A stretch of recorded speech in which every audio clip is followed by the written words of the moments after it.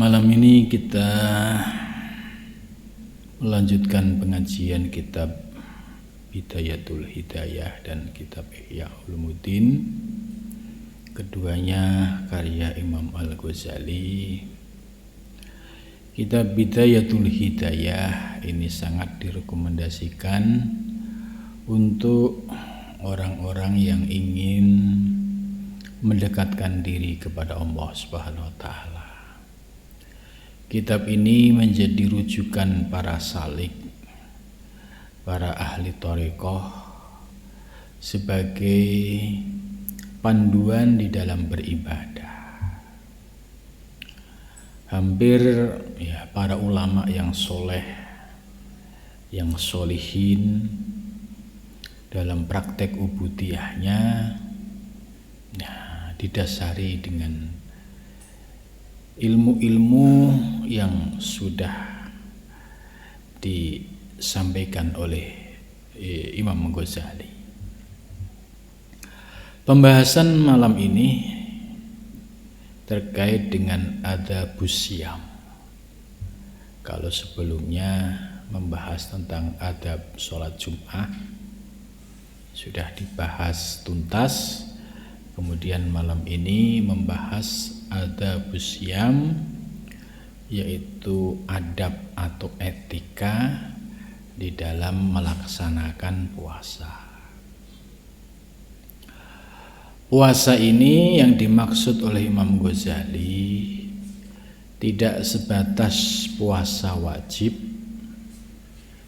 yaitu puasa Ramadan, tapi juga meliputi puasa-puasa sunnah. Maka dalam penjelasan nanti Imam Ghazali akan menyampaikan beberapa puasa yang dilaksanakan dalam setahun sekali atau dalam sebulan sekali atau dalam mingguan. Nah, pembagian ini supaya kita bisa memahami jadwal rutinitas kita dalam menjalankan puasa. Ternyata puasa tidak sebatas Ramadan. Ramadan sifatnya wajib, sebulan penuh, tidak bisa ditawar kecuali orang yang musafir atau orang yang berhalangan secara syar'i. Pasca Ramadan bukan berarti terus kembali tanpa ada proses pembinaan ruhani kita melalui praktek puasa. Ternyata Nabi sudah membuatkan aturan-aturan puasa sunnah, seperti puasa Syawal 6 hari, kemudian setelah itu ada puasa lain, seperti kalau mau dilanjut puasa Senin Kemis atau puasa Daud, atau nanti ketika Dzulhijjah ada puasa Tarwiyah, ada puasa Arafah. Nah, puasa-puasa ini sebagai tindak lanjut pasca Ramadan untuk memaintain, jadi untuk menjaga kelangsungan mujahadah kita, riyadhah kita dalam menundukkan hawa nafsu. Jadi proses pasca Ramadan itu ternyata ada lanjutan-lanjutan puasa yang sifatnya lebih ringan. Kalau Ramadan itu sebulan penuh. Kalau pasca Ramadan waktunya itu bisa dipilih, artinya kalau mau memilih Senin Kemis berarti puasanya hari Senin dan Kamis. Kalau puasa Daud sehari puasa sehari tidak, jadi ada ruang untuk istirahat, ya, artinya tidak digunakan puasa secara terus-menerus. Maka dalam melaksanakan puasa ini, Imam Ghazali sudah memberikan panduan tentang adabnya. Jadi Imam Ghazali ya dalam kitab Bidayah ini membuat panduan-panduan kepada para salik supaya ngerti bagaimana adabnya dalam melaksanakan puasa, baik puasa yang wajib atau yang fardu maupun yang sunnah. Qala musannif rahimakumullah, ya, wa nafa'ana bihi wa bi ulumi fid darini amin ya rabbal alamin. La yang bagi, tidak sepatutnya antak taswiro, ya, untuk mengurangi ala saumi syahri Ramadan, atas puasa bulan Ramadan. Bagi yang memiliki keleluasaan waktu, sehat walafiat, ya dia harus melaksanakan puasa Ramadan secara penuh. Gitu. Jadi tidak ada alasan dia mampu kemudian tidak puasa, ya, kecuali ada alasan udzur syar'i yang diperbolehkan.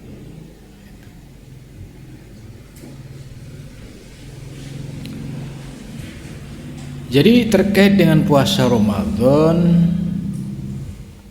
Imam Ghazali ya menyampaikan ya, jangan sampai ya dibikin gampang atau dikurang-kurangi. Fatat ruku, maka kamu meninggalkan at-tijarata, berdagang, bin nawafili, dengan ibadah yang sunnah.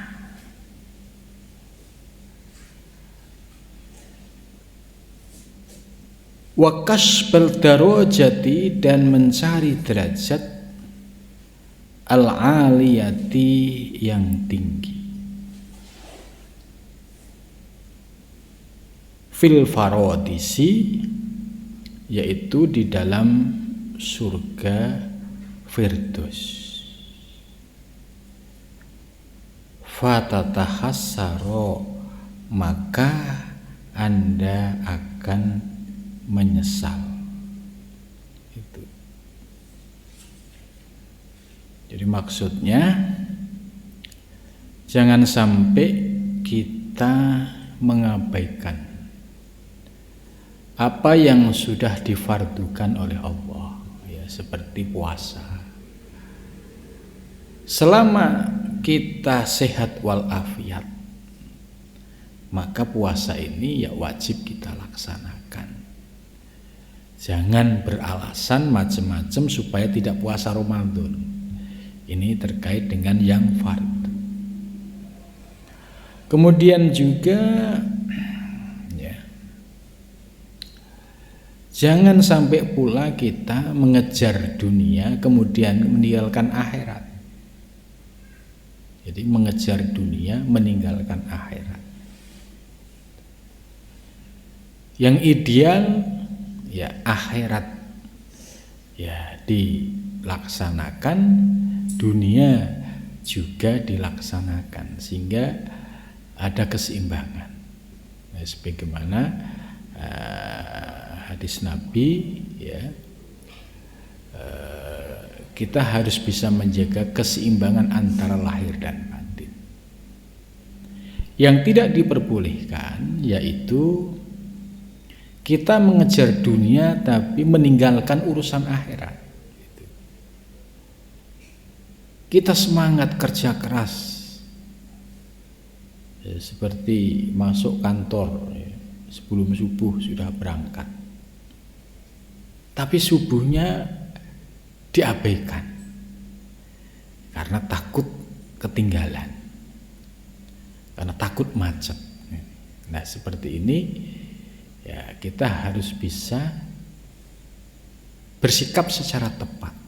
Jangan sampai ya, kerja itu nyari maisha, itu urusan dunia.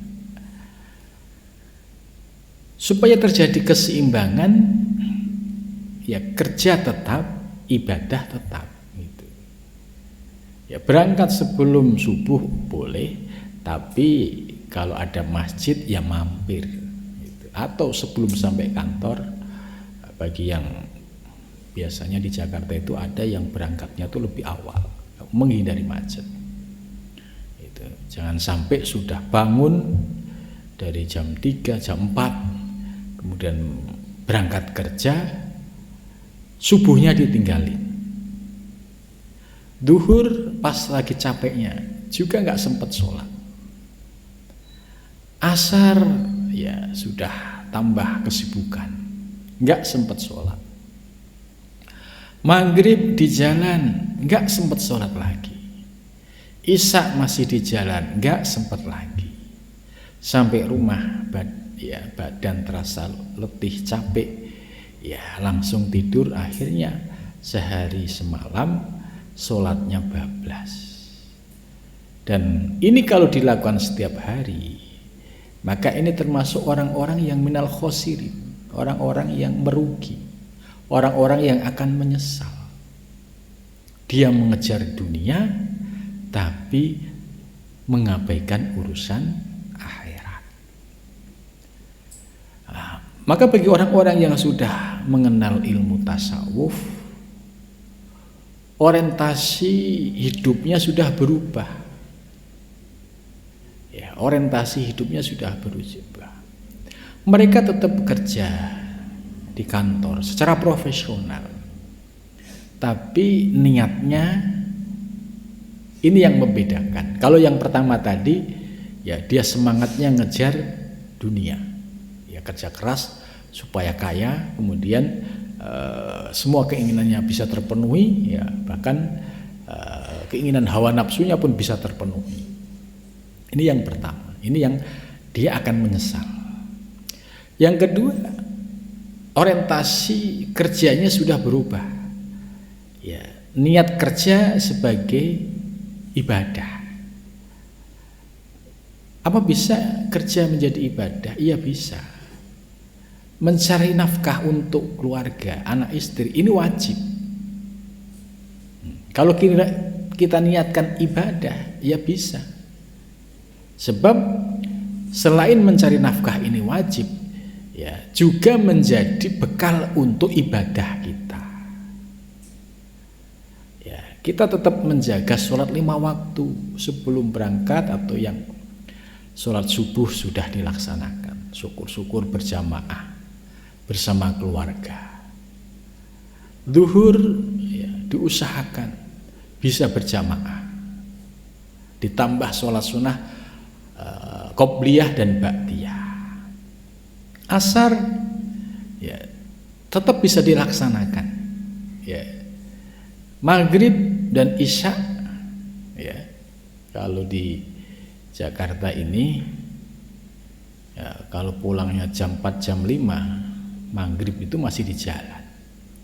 Nah, bisa mampir di rest area, istirahat sebentar untuk menjalankan sholat maghrib. Bagaimana kalau terkena macet yang tidak bisa diprediksi sebelumnya? Kalau memang ada macet yang tidak bisa diprediksi sebelumnya, bisa diniatkan untuk jamak takhir, yaitu dilaksanakan di waktu isya. Apakah boleh? Kan jaraknya dekat, tidak memenuhi syarat. Secara fikih aturan boleh melakukan ya fasilitas jamak qashar itu masyafah atau perjalanan yang sekitar 70-80 km. Tapi yang sesungguhnya ilatul hukmi diperbolehkan melakukan jamak qashar itu bukan hanya sebatas masyafah, tapi masyakotnya. Masyakotnya itu yaitu kelelahan, kecapean atau tersitanya energi waktu ya, walaupun dekat Tapi kalau macet dari jam 4 sampai jam 8 itu juga lelah. Itu kalau perjalanan normal itu sudah melewati masafah yang disyaratkan. Maka dengan ilatul hukmi masyakot, ya, karena memang tidak bisa menghindar dari kemacetan dan waktunya menyita untuk sholat, ya bisa diniatkan yaitu untuk dijamak takhir ini. Jadi kita ambil yang dasarnya alasannya adalah karena masakohnya, kerepotannya, ya, karena tersitanya waktu nggak bisa sholat. Tapi kalau memang bisa dikejar waktunya maghrib sampai rumah ya bagus. Tapi kalau yang pekerja profesional ya ada banyak pilihan. Ada kalanya pulang habis maghrib, ada yang kadang pulang habis isya ada, gitu. Karena memilih menjaga waktu sholatnya. Jadi artinya di sini ada pilihan-pilihan. Kita sudah punya prediksi kalau pulang jam sekian nanti kemungkinan macetnya perjalanan akan menghabiskan waktu sekian gitu. Jadi ini banyak solusi. Jadi jangan sampai ya kita melalaikan tugas dan kewajiban kita sebagai seorang muslim menjalankan sholat 5 waktu. Ini kalau kita pengen selamat dunia dan akhirat gitu. Karena Imam Ghazali ini memberikan pedoman bagi orang-orang yang pengen selamat dunia akhirat, ya, supaya terjadi keseimbangan. Kemudian selanjutnya ya, idza nadharta, apabila kamu melihat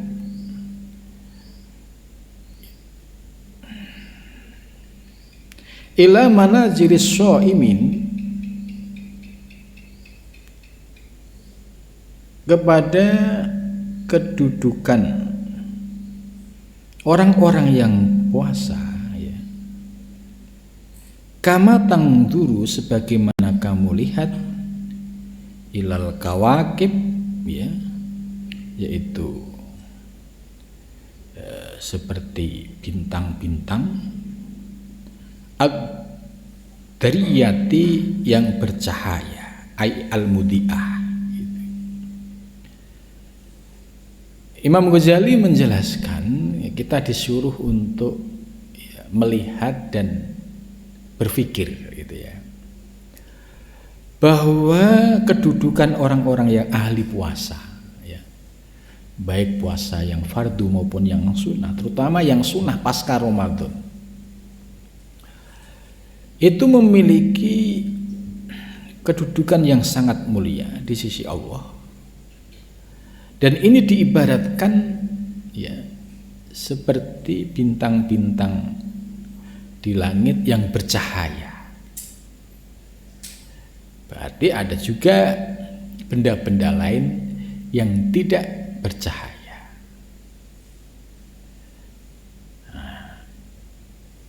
Wahum fi a'lal iliyin. Orang-orang yang ahli puasa itu memiliki kedudukan paling tingginya, yaitu kedudukan di sisi Allah Subhanahu wa taala. Jadi a'la iliyin, tempat yang paling istimewa, paling tinggi. Dan di dalam hadis dijelaskan ya, yaitu ada surga yang namanya Ar-Royan, yadkhulu minhu as-shaimun yaumal jum'ah. Orang-orang yang ahli puasa akan masuk ke surga Ar-Royan itu pada hari Jumat. La yadkhulu minhu ahadun ghairuhu. Tidak bisa masuk ke dalam surga Royan ini seorang pun selain dari orang-orang yang ahli puasa. Fa idza dakhulu ukhliqa. Jadi ketika orang-orang yang bukan ahli puasa masuk itu tertutup. Falam yadkhul minhu ahadun, dan tidak ada satu orang pun yang bisa masuk. Itu. Wa fihi aidon, dan juga dijelaskan ada sebuah hadis, anna fil jannah baban yuqalu lahu ad-duha. Fa idza kana yaumul jum'ah yunadi munadin ainal ladzina kanu yadimuna shalatad duha. Itu. Ya, di surga nanti ada pintu yang namanya pintu duha. Ya. Pada hari kiamat nanti akan memanggil, hei orang-orang yang yadimuna, itu orang-orang yang melanggengkan shalatad duha, salat duha. Hada babukum, ini pintumu. Fadkhuluhu, maka masuklah. Wa fihi aidun fil jannah babun yuqalu lahul farh. Ya, di surga juga ada pintu yang namanya al-farh. La yadkhulu minhu illa mufarriqus sibyan, dan tidak bisa masuk ke dalam surga tersebut kecuali orang-orang yang menyenangkan anak kecil. Jadi ternyata sifat rahmannya Allah itu luar biasa. Ya, ini penjelasan di dalam hadis, di dalam syarahnya.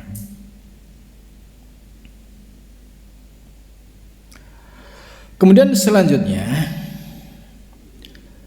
wal ayyam, dan beberapa hari al-fadilah, ya, yang mulia, yang istimewa, allati syahidta, yang kamu saksikan, al-ahbar, yaitu pada sumber-sumber hadis, bisyarafiha, dengan kemuliaan puasa, wa fadliha, dan keutamaannya.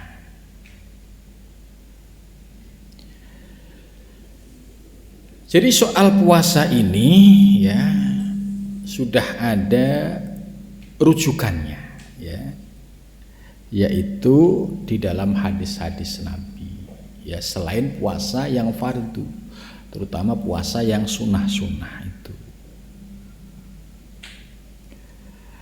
Maka dalam syarahnya ini, ya, Syekh Nawawi menjelaskan, ya, wa'lam anna istihbabas saum, ya, wa'lam, dan ketahuilah, anna istihbabas saum, sesungguhnya, ya, disunahkan puasa, ya, ta'akadu, menjadi dikuatkan, fil ayami, pada hari-hari al-fadilah yang utama, wa fawaidil ayyam, dan beberapa hari yang mulia, ba'diha, sebagiannya, yujadu fi kulli sanah, ya, ditemukan tiap tahunnya ada, ya, seperti, ya, puasa sunnah yang dilakukan hanya setahun sekali, kan hanya beberapa puasa sunnah, seperti puasa 6 hari, ya, yaitu puasa Syawal, kemudian puasa Arafah, ini hanya setahun sekali, ya, termasuk puasa sunnah.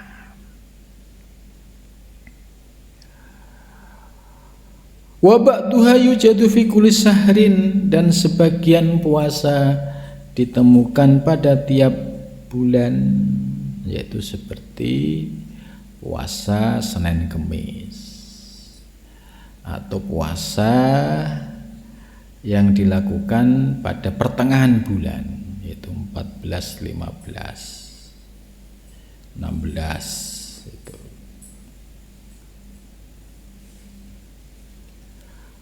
Wa ba'duha fi kulli usbu'in, dan sebagian puasa dilaksanakan tiap minggu, yaitu Senin, Kamis. Ya, sudah ada hadis-hadis yang meriwayatkan soal keutamaan puasa ini. Jadi jangan pernah ragu untuk melaksanakan puasa-puasa sunnah, tapi tapi yang ada dasar hadisnya. Ini maksud Imam Ghazali menyampaikan tentang allati syahidta al-ahbar bisyarafiha wa fadliha. Itu. Jadi puasa sunnah lah yang telah dicontohkan oleh Nabi Muhammad sallallahu alaihi wasallam.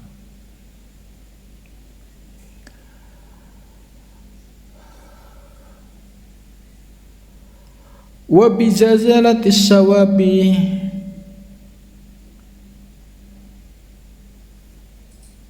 gitu. Dan dengan banyaknya pahala fi siyamiha pada puasanya ba'da ayyami Ramadan sesudah puasa Ramadan fahuwa yaitu yaumu Arafah yaitu puasa Arafah. Kapan puasa Arafah? Wa huwa tasi'u Dzulhijjah yaitu tanggal 9 Dzulhijjah.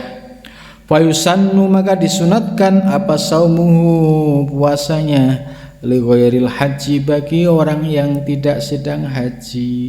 Jadi kita yang berada di Indonesia yang sedang tidak haji itu disunahkan puasa Arafah. Wa yaum Asyura dan puasa Asyura yaitu Asyirul Muharram, puasa 10 Muharram. Apa fadilahnya?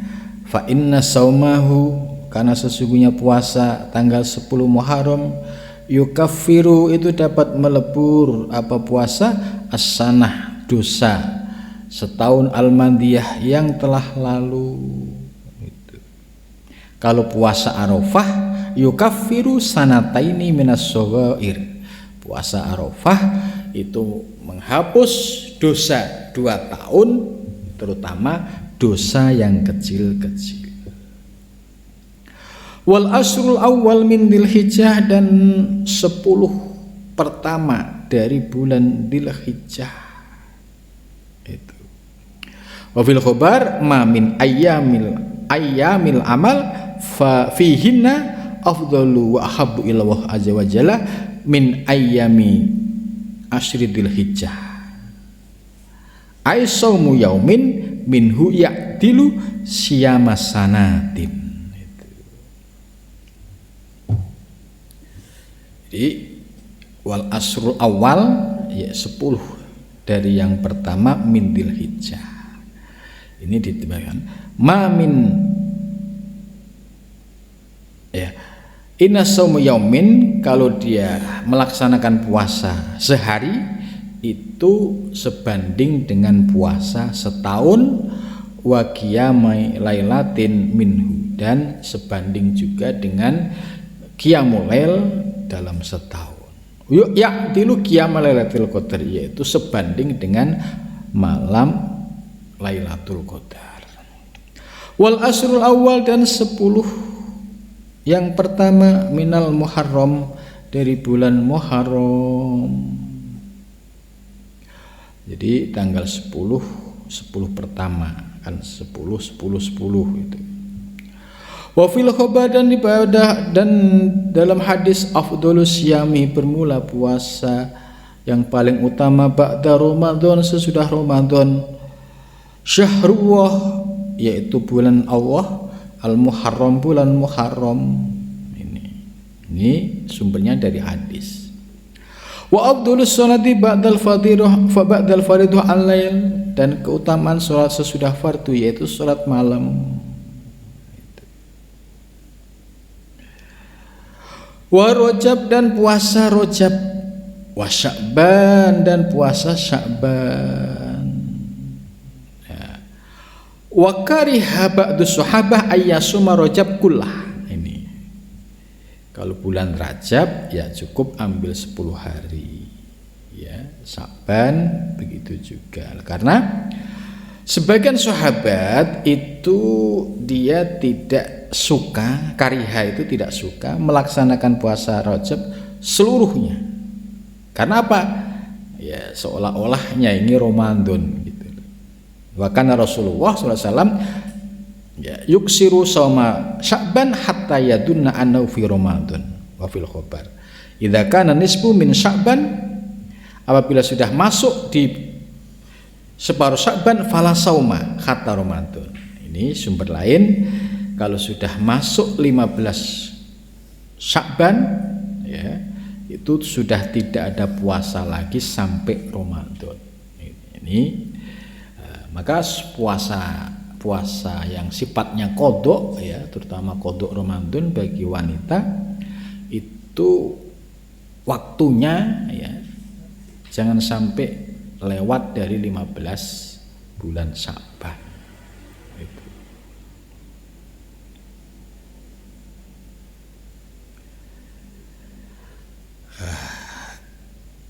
Kemudian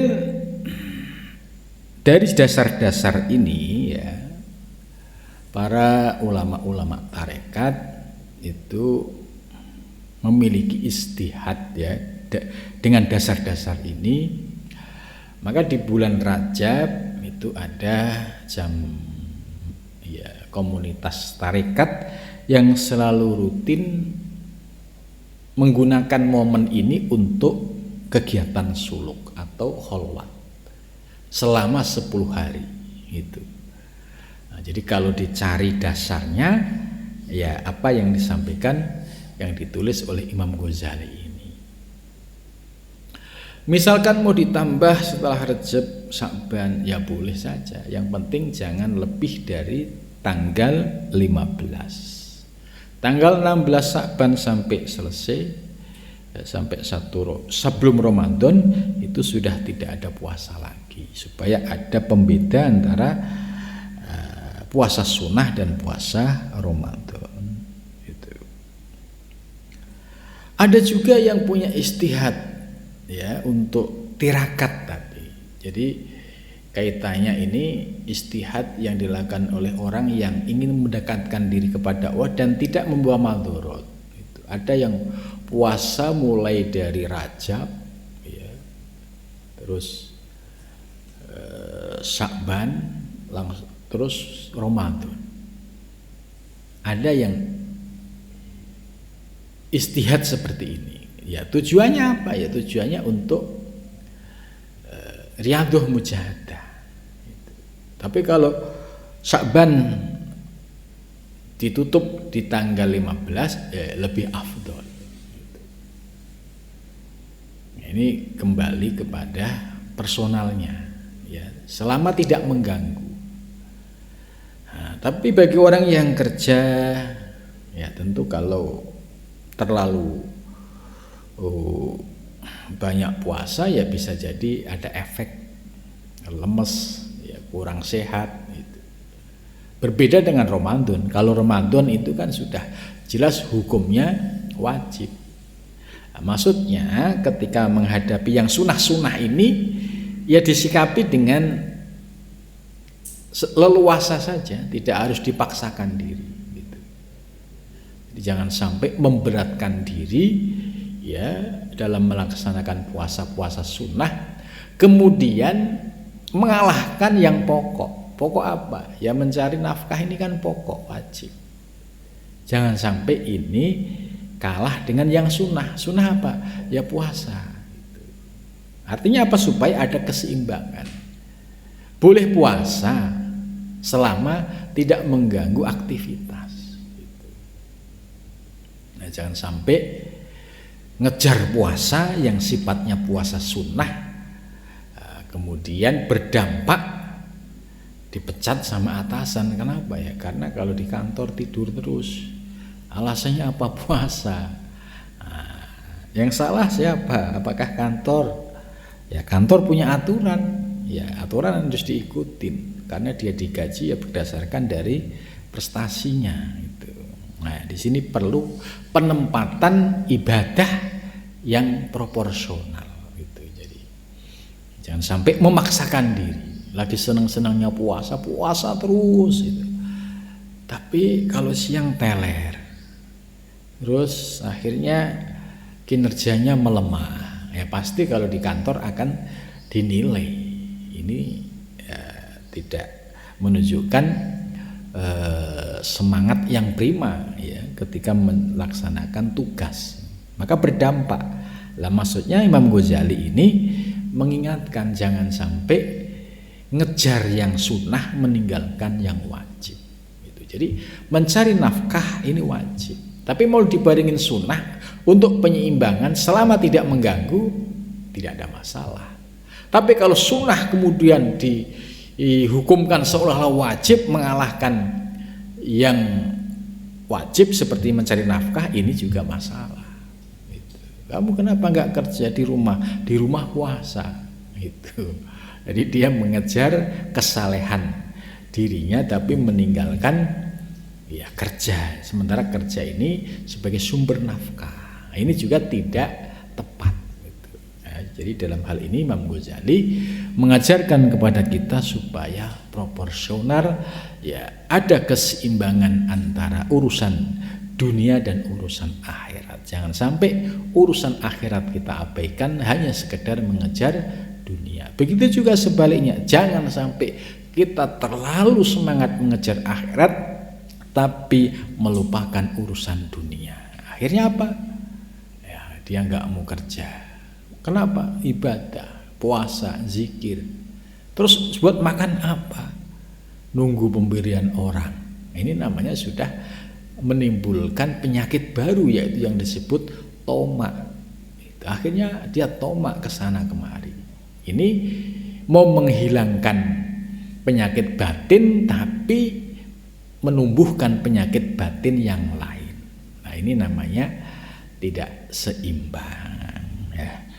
Apabila kita mengikuti panduan yang disampaikan oleh Imam Ghazali, insya Allah kita akan bisa menjaga keseimbangan antara ibadah dan ma'isyah. Karena dua hal ini harus sejalan seiring dalam rangka ya untuk mencari ridho Allah, mencari keberkahan hidup, mencari kesuksesan dunia dan akhirat. Mudah-mudahan kita diberikan anugerah ini, bisa diberikan sukses dunia dan akhirat, lahir dan batin. Amin ya rabbal alamin. Ya, cukup sampai di sini pengajian Bidayatul Hidayah.